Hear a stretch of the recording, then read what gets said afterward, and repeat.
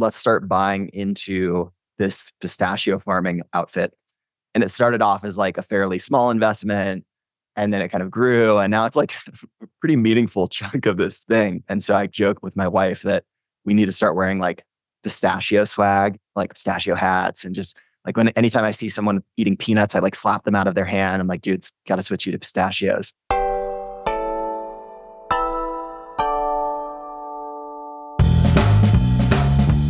Hello and welcome to Confessions of a B2B Entrepreneur, and we have a big episode for you today. We have Eli Rubel on the show, who is the founder of MatMade and NoBoringDesign. And in this episode, we talk about the bootstrapping of these two service companies, including a stressful period, let's say in 2022, where Eli was losing around $200,000 per month as the market shifted. Then also what he does with the excess cash flow that he's able to pull out of these companies, including investing in a pistachio farm, and also his learnings from building and growing these service companies. So before we jump into that episode, let's give a massive shout out to Fame.fo, which is my service company that produces this show. We start and grow podcasts for B2B brands. So thank you to Fame, and let's jump into this episode with Eli right now. Eli, welcome to the show. Hey, Tom. Great to be here.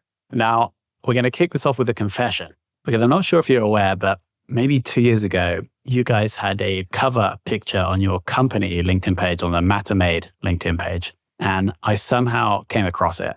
And I was like, wow, this has got to be the best cover image ever. It was something along the lines of, you changed it now, I checked today, something along the lines of the secret team behind the growth of, and then it showed logos of the different clients, like massive names like Loom, etc. First question, was that your brainchild, that cover image, or someone else on the team? I mean, I can't take credit for the actual design of the thing, but yeah, I like sent a Slack message to someone, I'm sure on our design team, was like, hey, we've social proof, let's do this. It's so powerful. And so if you go to the Fame company page today, you'll see a version of that, which I adapted from yours. So thank you, Eli. Amazing, man. I love that. So I want to get into the journey specifically because you came from the almost like startup world, and now we've built these two, I believe, bootstrap, like solo founded agencies. And so that's the stuff I love. But my first question is, why did we make that shift? Because we did the whole, like, I believe you raised money, sold the company, and I love it. It was a super boring niche. So let's just get into that and then understand why you decided to kind of move into the real world afterwards. That's right, the real world. I love it.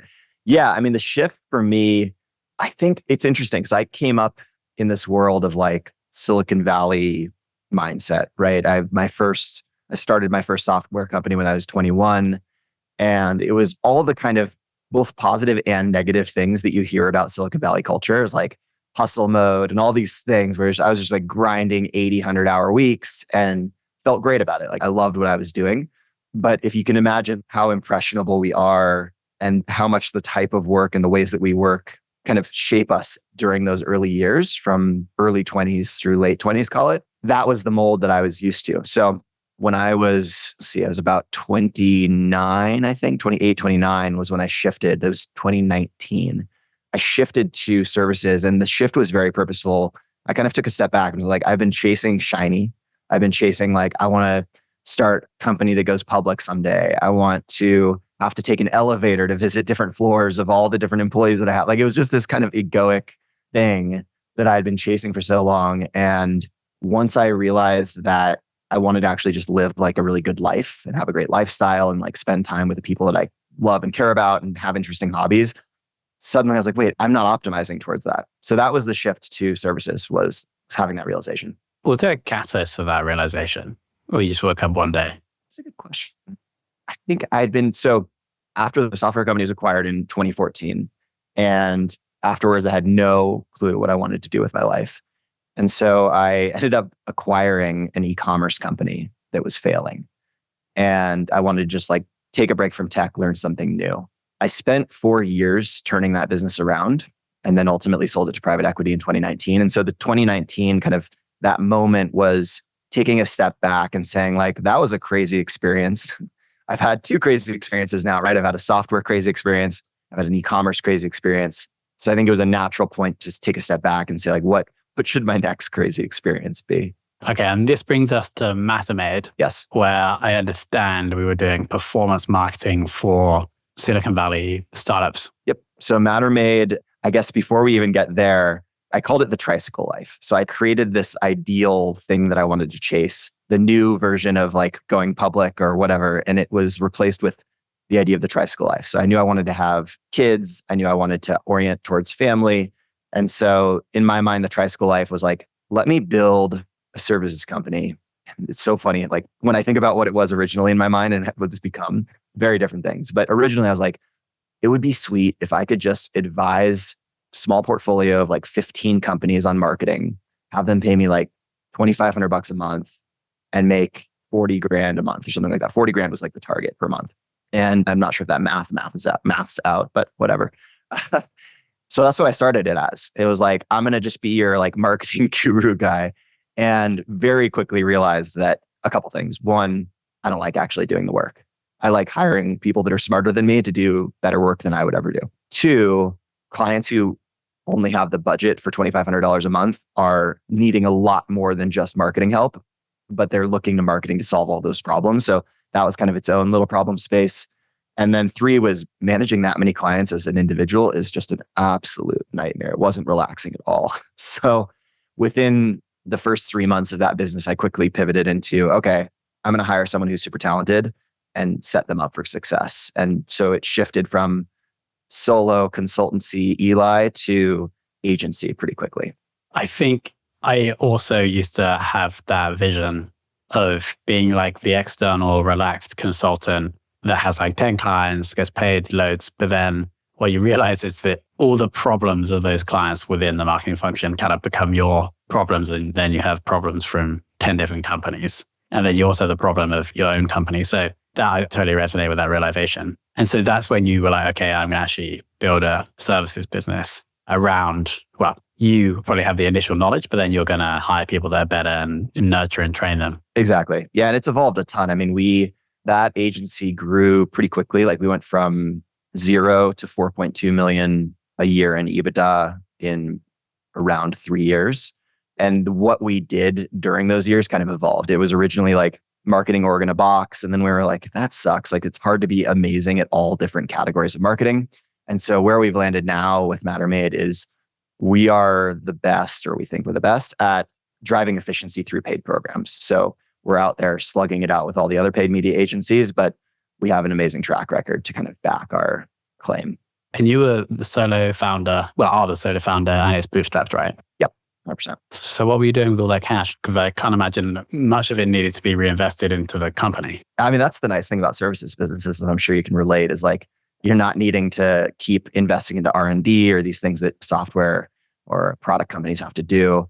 Yeah, that cash was getting invested. So if you look at my LinkedIn, 2021 was a very busy year for me on the investment front. I LP'd into or became an LP in like 6 or 7 VC funds and just upped my exposure to kind of that side of the world, which I hadn't previously had access to. So I think that capital just really opened a bunch of doors for me to get more invested in different kind of interesting categories. I bought part of a pistachio farm. Okay, well, let's get into this. So first question is, why did you choose the VC fund asset class?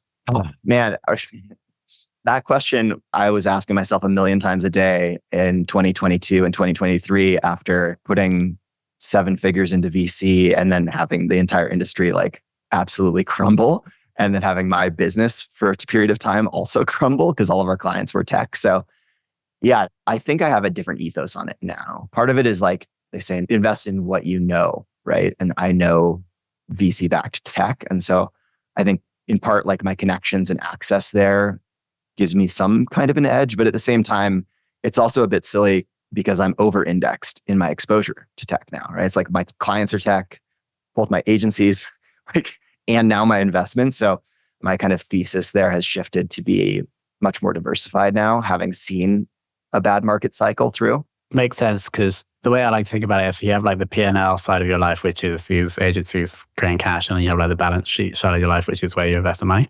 And you're totally right, like your whole, like both sides were focused on like West Coast tech, which maybe explains why we it diversified into the pistachio farm. Exactly. Yeah, the pistachio farm is kind of this hilarious thing where our financial advisor who brings us alternative deals, he was like, yeah, so there's this, basically, if you invest in farms, you get a portion of their farming tax credit. And there's like all sorts of crazy farming tax benefits around like the equipment and the land and all of these things. And so part of his strategy for our portfolio was, let's start buying into this pistachio farming outfit. And it started off as like a fairly small investment, and then it kind of grew, and now it's like a pretty meaningful chunk of this thing. And so I joke with my wife that we need to start wearing like pistachio swag, like pistachio hats, and just like anytime I see someone eating peanuts, I like slap them out of their hand. I'm like, dude, it's got to switch you to pistachios. And that, presumably that investment is giving you cash flow. Yes. Yeah. Nice. Is there anything else in there that's different or exciting? So we've got the VC funds, we've got the pistachio farm. Not different and exciting. I think the rest of it is like the usual suspects, opportunity zones, real estate. I think it's hard to top the pistachio farm. Yeah, for sure. But then also presumably to start NoBoringDesign, which is the second service company, you took a chunk of cash, but maybe not millions, but hundreds of thousands around.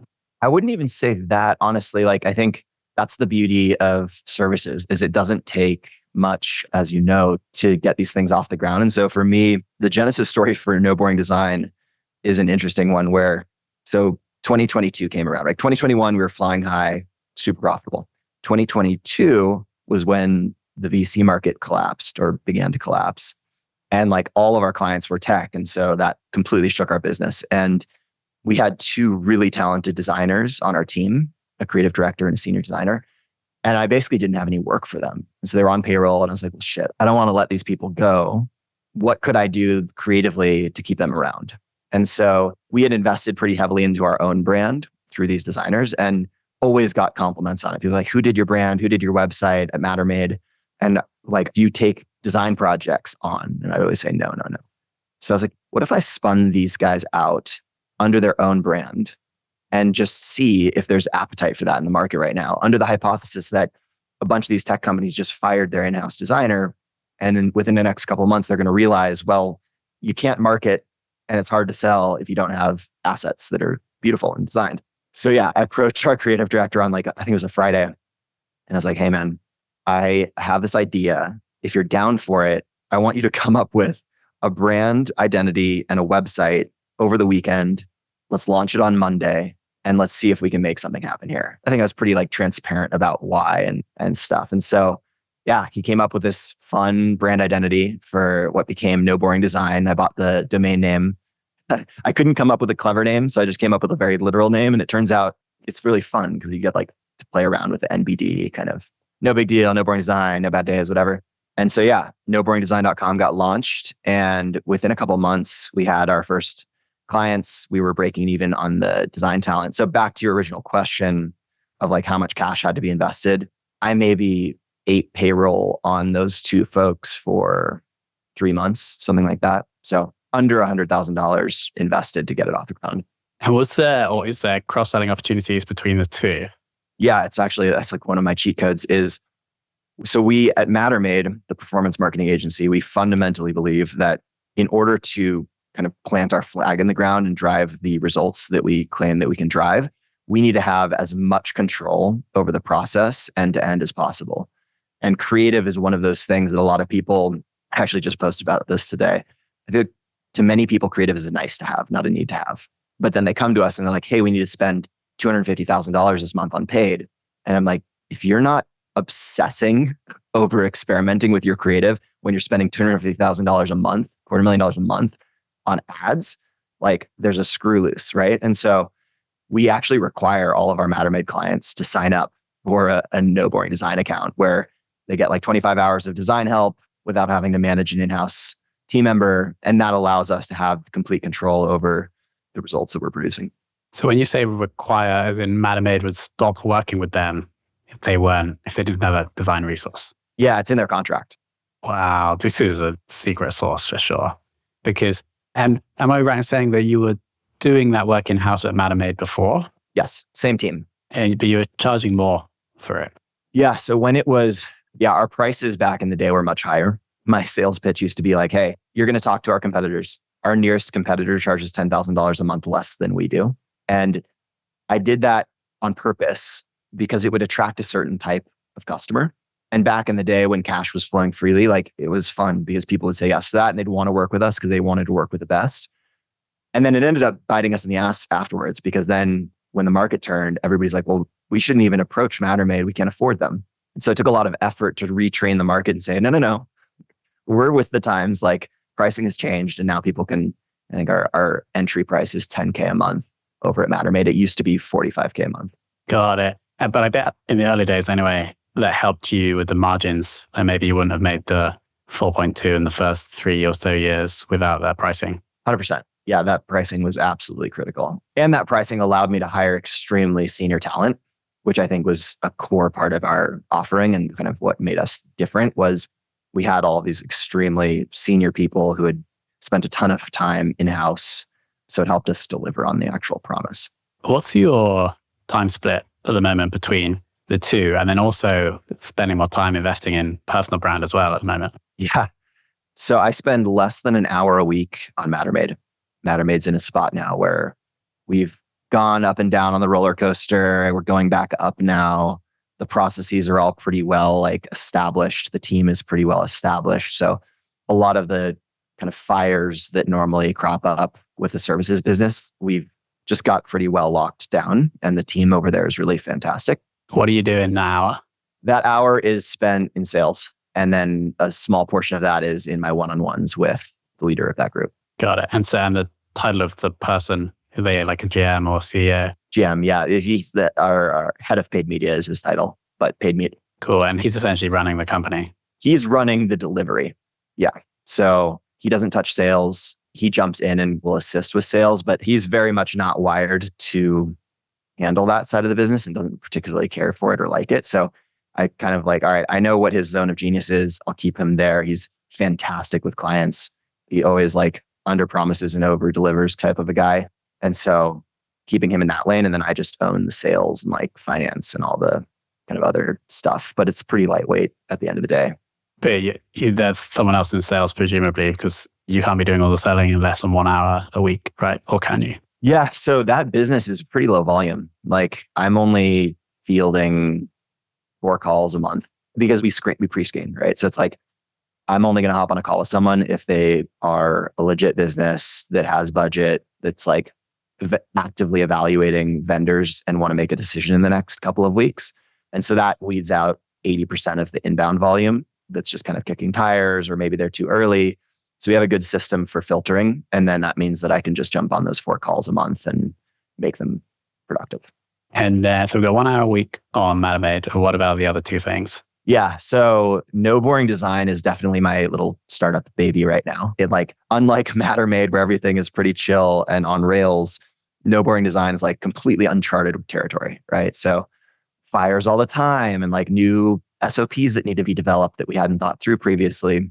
And then of course, that business is growing quickly enough that the processes that we set up 3 months ago might not work this month, kind of a thing, which I'm sure you can relate to.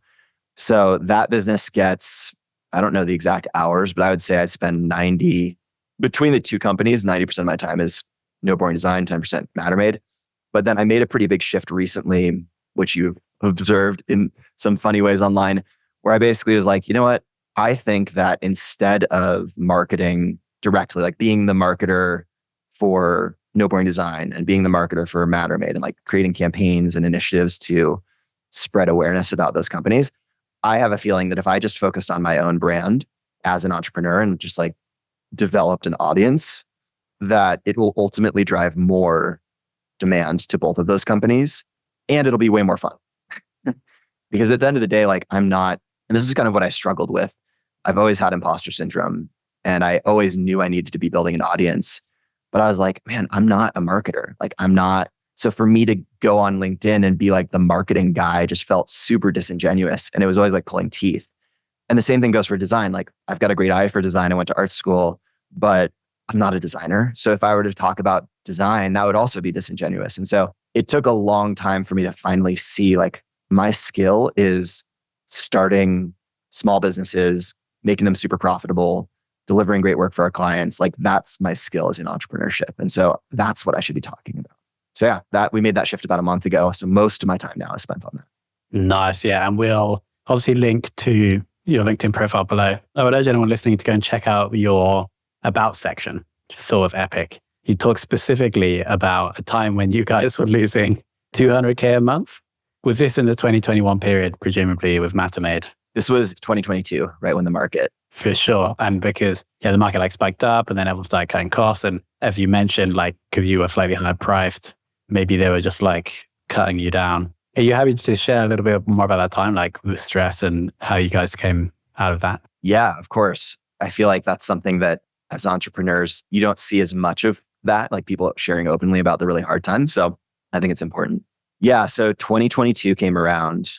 Our client base, as you mentioned, like everybody basically was retreating. Their VCs were saying, hey, cut your agency ties, cut your marketing team by 80% was pretty common, or 100%. I mean, a lot of them were just like firing most of their company. And so the agency was like the first to go, especially a marketing agency. It's like the canary in the coal mine. If you want to see where an industry is going, go and look and see how their marketing spend is, like what if they're investing or pulling out. I think that's always like a leading indicator. Anyway, I digress. So back to the losing 200K a month thing. Our clients all pulled back, and I was basically left with this like really shitty spot where we had this amazing team that we had spent a crazy amount of money to recruit. Like I'm pretty sure I went back and looked to see how much we spent on recruiting, and it was around $1 million in 2021. There's like an absurd amount of money spent to fight, because we were fighting with software. We were fighting with our clients, essentially VC-backed tech companies who had crazy budgets, and we were fighting to get the talent that they wanted for us, right? Or even better. So it was like the headspace was like, we're crushing it. We've been just doing so well.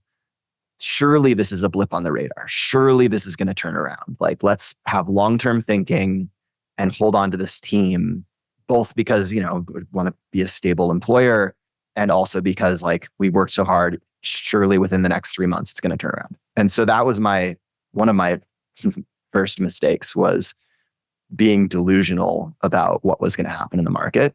And like my plan was hope at that point, and hope isn't a good plan. So yeah, we started, because of our payroll costs were super duper high. Like I said, very quality talent. I was personally losing $200,000 a month to carry that team for a while, a lot longer than I should have. And it's one of these things too. I mean, obviously you talk a lot about employer relationship. And so I'd be very curious to get your take on this topic in particular. My take is that at a very high level, when you look at it, it's like, oh, yeah, like an employer should provide a stable environment, and they shouldn't be so super reactive to the market. And if maybe you overhired and now you're left carrying the bag, and then you shouldn't put that on your employees, essentially. But I think the truth in the matter, or the reality that I've observed, is that when you're going through times like that, it's shitty for everyone. The employees are stressed out. They see everything's crumbling around them. Everybody's stressed out. And so I believe, and maybe this is just a coping mechanism to deal with hard things, but I believe that it's actually better to call a spade and to let them go find an environment that's going to be less crazy and hectic and stressful than trying to keep them like strapped to your crazy town show for the period of time that it's going to be a crazy town show. And I think it's true. Like I look at where all of the people who were on the team went, and they're crushing it. They all went and leveled up. And that was my pitch to them originally. I was like, look, I think a lot of employers think of this as, we're going to try to keep you retained for as long as possible, and like, whatever. And my take is like, hey, you're going to come in here. We're just like a little stop on your journey. And my goal is to like accelerate your journey in any way I can. And like, I want you to look back on this period of time and be proud of the work that you did. And so I think that played out ultimately when I see where people landed and what they're doing today. I'm proud of that. Yeah. The second point you made about being completely open and transparent, that not everyone that joins your company is going to be there forever. And anything the company can do to help them on their journey is going to be great for the company, because the team member will be more engaged and will probably do better work. But it's obviously also better for the team member because they're going to progress to where they ultimately want to be. I think that's almost the secret to management, which we also try to live out at Fame. Switching gears slightly, I'd love to know how you think about the potential sale of these cash flowing agencies you have. Because obviously you have the capital in the asset and it's paying you the margin. But then if somebody offered you a crazy multiple on that margin, then maybe you would sell it. Is that how you think about it? Or is there other considerations? Yeah, it's a hard one. This is one that like I do spend time thinking about pretty regularly because I go back and forth. It's the funny thing for me, at least, is that when you're doing well and the businesses are cash flowing, you kind of look at someone making these offers. Well, okay, you're going to pay me some multiple on this EBITDA, but like I'm not actually stressing out to make this EBITDA happen. So it's like, why not just keep cash flowing it and treat it as like an asset or an annuity and like build out a broader portfolio? Flip side of that is I also very clearly remember what it felt like to be the CEO of this company in 2022 and 2023. And it was some of the hardest time of my life, in part because it was incredibly financially stressful.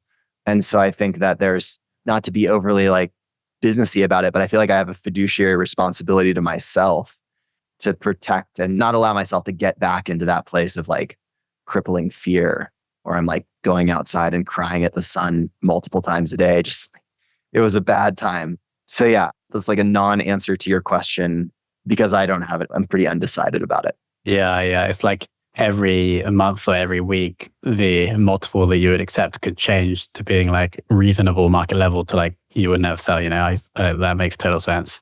Final question. You mentioned zone of genius for the head of paid media in Matamade. What would you say your zone of genius is? I think my zone of genius has something to do with identifying problem spaces and then finding people who are more talented than I am to solve those problem spaces or to slot into those problem spaces. That's the part of building that I really enjoy. It's like you're playing Jenga or like musical chairs and you're trying to get the right butts into the right seats. And when it clicks and that team starts to gel and you just get to see like the output shift, it's like a special feeling. So I think that's probably my zone of genius.